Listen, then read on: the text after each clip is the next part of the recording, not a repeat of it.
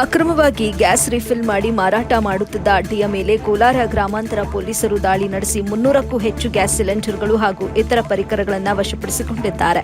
ಖಚಿತ ಮಾಹಿತಿಯ ಮೇರೆಗೆ ಕೋಲಾರ ಗ್ರಾಮಾಂತರ ಪೊಲೀಸರು ಮಾಲೂರು ರಸ್ತೆಯಲ್ಲಿರುವ ಮಂಗಸಂದ್ರ ಬಳಿಯ ಪಾಪ್ಯುಲರ್ ಪೌಲ್ಟ್ರಿ ಶೆಡ್ನಲ್ಲಿ ಅಕ್ರಮವಾಗಿ ಎಲ್ಪಿಜಿ ಗ್ಯಾಸ್ ದಾಸ್ತಾನು ಮಾಡಿ ಸಿಲಿಂಡರ್ಗಳಿಗೆ ತುಂಬಿ ಕಾಳಸಂತೆಯಲ್ಲಿ ದುಪ್ಪಟ್ಟು ಬೆಲೆಗೆ ಮಾರಾಟ ಮಾಡುತ್ತಿದ್ರು. ಪೌಲ್ಟ್ರಿ ಫಾರ್ಮ್ನ ಮಾಲೀಕ ನಾಸಿರ್ ಅಲಿಯಾಸ್ ಪೆಟ್ರೋಲ್ ನಾಸಿರ್ ಹಾಗೂ ಹೊಸಕೋಟೆಯ ಲಿಯಾಖಾತ್ ಹಾಗೂ ಅವನ ಮಗನಾದ ಅಯಾನ್ ಹಾಗೂ ಇತರರು ಅಕ್ರಮವಾಗಿ ಗ್ಯಾಸ್ ರಿಫಿಲ್ಲಿಂಗ್ ದಂಧೆಯಲ್ಲಿ ತೊಡಗಿದ್ದರು.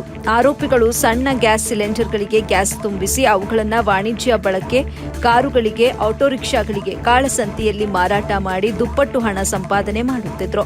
ಖಚಿತ ಮಾಹಿತಿಯ ಮೇರೆಗೆ ಆಹಾರ ನಿರೀಕ್ಷಕ ಮಂಜುನಾಥ್ ರವರು ಕೋಲಾರ ಗ್ರಾಮಾಂತರ ಪೊಲೀಸರಿಗೆ ದೂರು ನೀಡಿದರು. ಮಂಜುನಾಥ್ ನೀಡಿದ ದೂರಿನ ಮೇರೆಗೆ ಪ್ರಕರಣ ದಾಖಲಿಸಿಕೊಂಡು ಪೌಲ್ಟ್ರಿ ಫಾರ್ಮ್ ಮೇಲೆ ಪೊಲೀಸರು ದಾಳಿ ನಡೆಸಿದರು. ವರದಿ ಪ್ರಕಾಶ್ ಮಾಮಿ, ಎಬಿ ನ್ಯೂಸ್ ಕನ್ನಡ, ಕೋಲಾರ.